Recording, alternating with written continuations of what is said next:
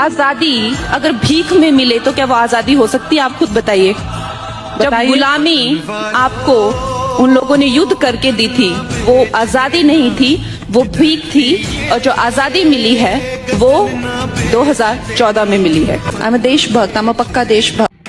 खरं आहे मॅडम तुमचं, आपला देश 2014ला स्वातंत्र्य झालाय, कारण 1947ला आपला देश स्वातंत्र्य झालाच नाही। इतक्या लोकांनी ह्या देशाला स्वातंत्र्य करण्यासाठी आपल्या देहाची बलिदानी दिली, ती आपल्यासाठी भीकच होती।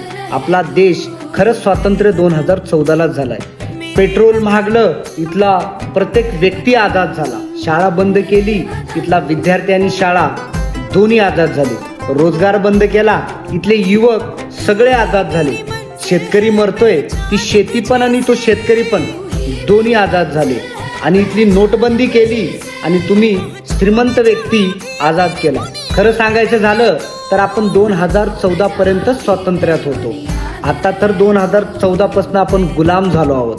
आणि काय माहिती या गुलामीतून कधी सुटका होईल।